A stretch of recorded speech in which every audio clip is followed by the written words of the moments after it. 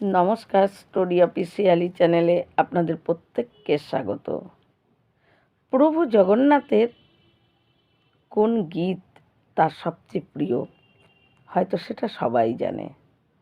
এবং এতটাই প্রিয়, ওই গীত যদি প্রভু জগন্নাথের প্রভুর কানে আসে, প্রভুকে কেউ ধরে রাখতে পারে না।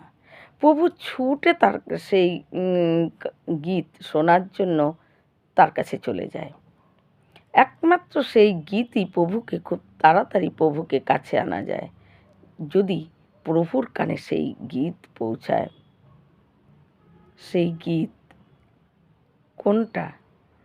জয়দেব রচিত গীত গোবিন্দ জগন্নাথ দেবের এতটাই প্রিয়, ওই গীত যদি প্রভুর কানে আসে এবং কেউ যদি এই গীত গায়, তাহলে প্রভু তার পেছন ধরে নেয় এবং তার কাছে গিয়ে পেছন থেকে চুপ করে সেই গীত গোবিন্দ তিনি শোনেন।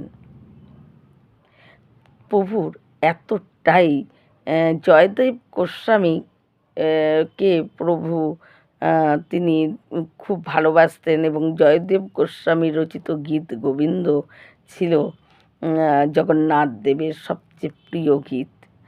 আজও জগন্নাথের শয়নের আগে ওই গীত গোবিন্দ গেয়ে তো জগন্নাথকে শোনাতে হয়।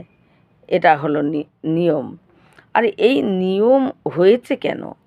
গীত গোবিন্দ শুনে জগন্নাথ তারপরে শোবে, এই নিয়ম হয়েছে কেন? আজকে আমি সেই কাহিনীটি বলছি। একদিন পূজারীরা তাকে জগন্নাথকে শয়ন বস্ত্র পরিয়ে জগন্নাথ, বলভদ্র এবং সুভদ্রা তিনজনকেই শয়ন বস্ত্র পরিয়ে তাদেরকে সব কিছু ভোগ দিয়ে আরতি করে সব কিছু করে তাদেরকে শয়ন দিয়ে পূজারি দরজা বন্ধ করে পূজারি চলে যায় এবং আরও পূজারীরা আছে, তারাও আস্তে আস্তে সবাই চলে যায়, কারণ প্রভু শয়ন দেওয়া হয়ে গেছে। ভক্তদের ভিড়ও কমতে থাকে। কিন্তু সেই সময় প্রভু জগন্নাথের একটা মিষ্টি সুন্দর স্বর কানে আসছে, আর প্রভু যেন বিচলিত হয়ে যাচ্ছে যে কোথার থেকে আসছে এত মিষ্টি আওয়াজ, কোথার থেকে আসছে। প্রভু আর স্থির থাকতে পারে না। প্রভু তখন মন্দির থেকে বেরিয়ে পড়ে। মন্দির থেকে বেরিয়ে যেই দিক থেকে আওয়াজটা আসছে, ওই মিষ্টি মধুর স্বরটা যেদিক থেকে আসছে, জগন্নাথ প্রভু সেই দিকে ছুটতে থাকে, দৌড়াতে থাকে শোনার জন্য। দৌড়াতে দৌড়াতে দেখে যে পুরীর কাছেই একটা গ্রাম। সেই গ্রামে এক মালি থাকতো। মালির একজন মেয়ে ছিল, তার নাম পদ্মা। সেই পদ্মা তার বাগানের সামনে সে গীত গোবিন্দ গান তিনি গাচ্ছিলেন। জগন্নাথ প্রভু ওই গান শোনার জন্য তার পায়ে যে পাথরের টুকরোগুলো বাজছে, তাতেও তার হোশ নেই এবং তিনি ওই গান শোনার জন্য যখন ওই বাগানের মধ্যে দিয়ে যেতে নেয়, তখন কাঁটাতে তার উত্তরীর কিছু অংশ ছিঁড়ে সেখানেই লেগে থাকে, আর বাকি অংশটা তার গলাতেই আছে। কিন্তু প্রভুর কোনো ধ্যান নেই। প্রভু গীত গোবিন্দ শোনার জন্য তিনি সেই ছুটে চুপ করে দাঁড়িয়ে সেই পদ্মার গীত গোবিন্দ তিনি শ্রবণ করছেন। জগন্নাথ প্রভুর গীত গোবিন্দ এতটাই প্রিয়। কথিত আছে, এই গীত গোবিন্দ যদি জগন্নাথ প্রভুর কানে আসে, প্রভু ছুটে তার কাছে চলে যায়। তাই ওইভাবে শুনছে। কিন্তু তারপর যখন গীত গোবিন্দ ওই পদ্মা গাওয়া বন্ধ হয়ে যায়, শেষ হয়ে যায়, তখন জগন্নাথ প্রভু আবার মন্দিরে আসে। কিন্তু পূজারীরা সকালবেলায় যখন মন্দির খুলে তারা অবাক হয়ে যায়, আরে প্রভুর এই দশা! প্রভু এই রকম ছেঁড়া উত্তরী ছেঁড়া জামা ছেঁড়া, এই রকম ছেঁড়া পোশাকে জগন্নাথ প্রভু! নিশ্চয়ই এটা কোনো অমঙ্গলের সংকেত। তখন গোটা পূজারীরা মধ্যে তাদের ছুটোছুটি লেগে যায়, নিশ্চয়ই কোনো অমঙ্গল কিছু ঘটবে, তার জন্য প্রভুর এই বেশ। না হলে কেন এরকম হবে? এই অমঙ্গল কি হবে এবং অমঙ্গল হবে বলেই তারা স্থির করে নেয়। তাই তারা কি করে, পূজারীরা ছুটে গিয়ে রাজার কাছে যায়। রাজাকে গিয়ে বলে যে জগন্নাথ প্রভুকে কালকে আমরা শয়ন বস্ত্র ধারণ করিয়ে তাকে শয়ন দিয়ে আমরা মন্দির বন্ধ করেছি, কিন্তু সকালে উঠে দেখি প্রভুর এই রকম ছেঁড়া ফাটা এবং পায়ে আঘাত, এই রকম প্রভুর মলিন মুখ, এই রকম মানে অনেক কষ্ট হয়েছে, নিশ্চয়ই কোনো অমঙ্গল সংকেত। তখন রাজা এটা শুনে রাজা দৌড়াতে দৌড়াতে মন্দিরে আসে, এসে জগন্নাথ প্রভুর ওখানে সাষ্টাঙ্গে পড়ে যায়।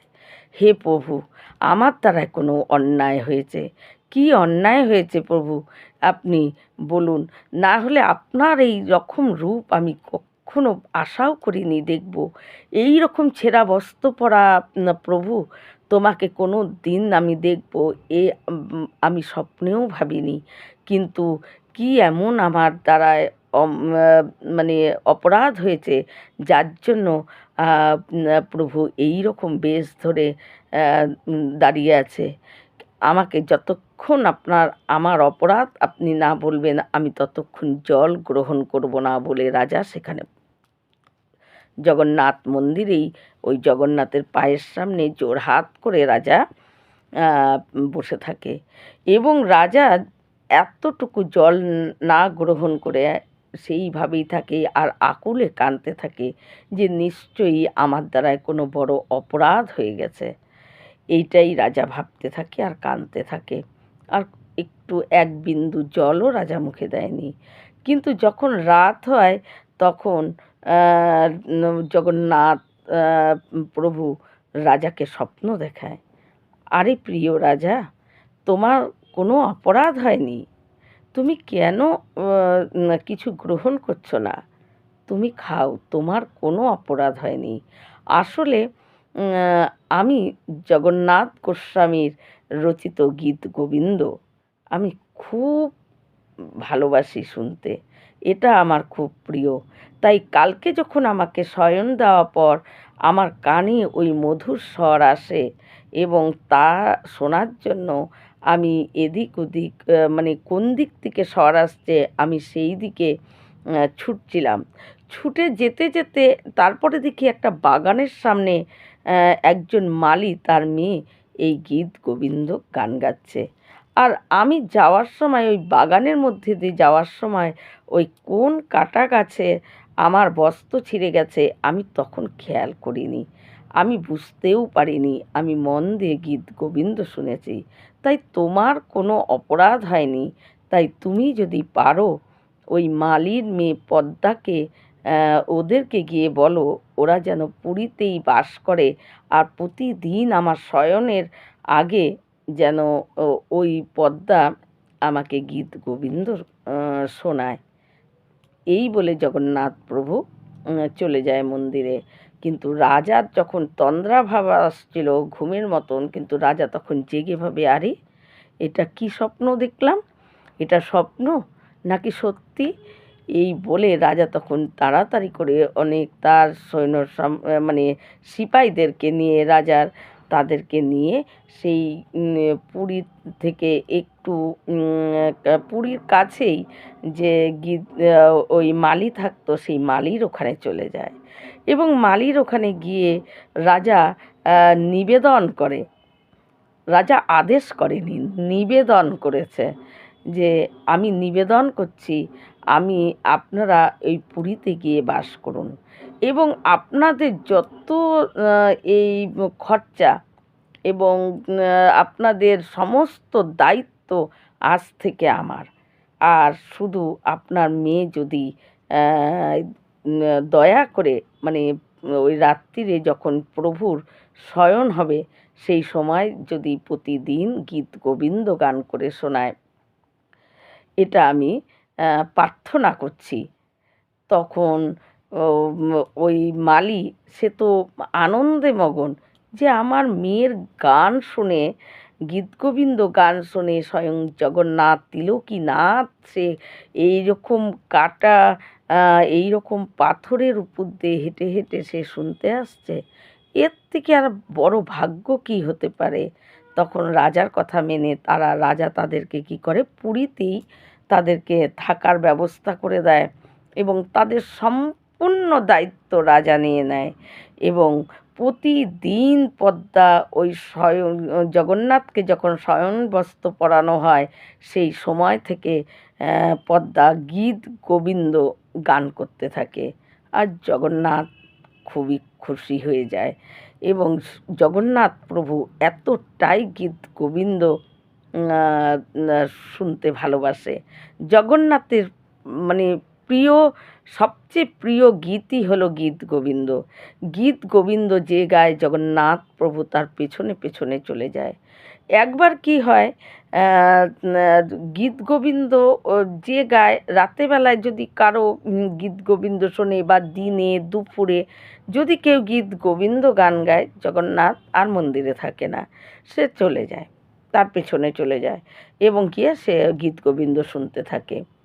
তাই পূজারীদের ভাব, প্রত্যেকের ভাব যে জগন্নাথ প্রতিদিন রাতের বেলায় জগন্নাথ বৃন্দাবনে আসে রাস বিহার করতে রাধারানীর সঙ্গে।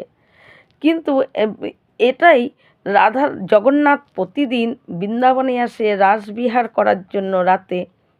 কিন্তু একদিন কি হয়, রাধারানী তার সখীদেরকে নিয়ে বসে আছে, জগন্নাথ আসবে। কিন্তু জগন্নাথ বৃন্দাবনে আসার জন্য বেরিয়েছেন তিনি বেরিয়েছেন, কিন্তু যেতে যেতে তার কানে আসে যে কে জানি একজন গীত গোবিন্দর গান তার কানে আসে। জগন্নাথ প্রভু বৃন্দাবনে যাওয়ার কথা ভুলে সে ওই গীত গোবিন্দ শোনার জন্য কোন দিক থেকে তার মানে স্বর আসছে, কে গাচ্ছে, ওই দিকে গিয়ে তার পেছনে গিয়ে চুপ করে বসে থাকে।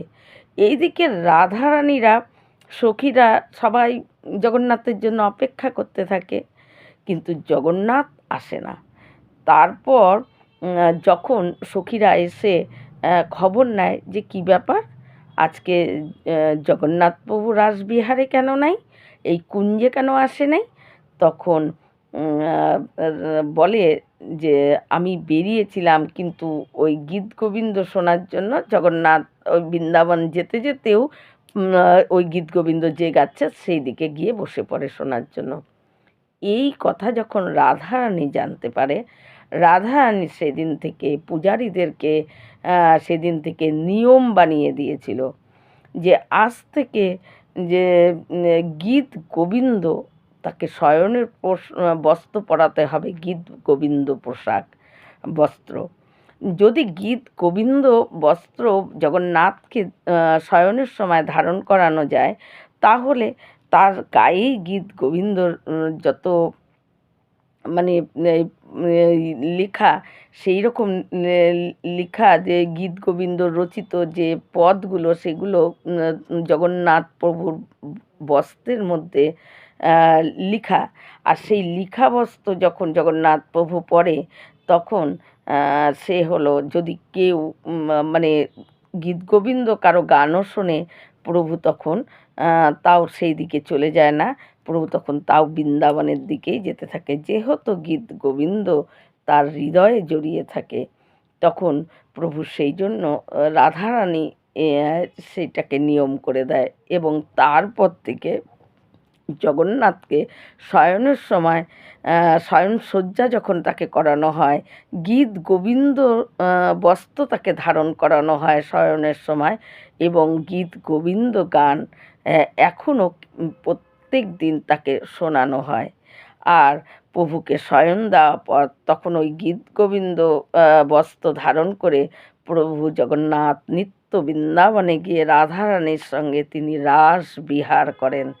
এবং এই গীত গোবিন্দর বস্ত্র ধারণ করার জন্য যদি তার কানে গীত গোবিন্দ গান আসেও, তাহলেও সে ওই বৃন্দাবন যেতে যেতে তার দিকে চলে যাবে সেটা যাতে না যায় তার জন্য তাকে গীত গোবিন্দ বস্ত্র ধারণ করা হয়। তার বস্ত্রের মধ্যে ওই গীত গোবিন্দর যে পদগুলো সেই পদগুলো সুন্দর সুন্দর করে লেখা আছে। আর সেরকম বস্ত্র জগন্নাথকে প্রতিদিন শয়নের সময় পরানো হয়। নাই প্রভু তো ওরকমই।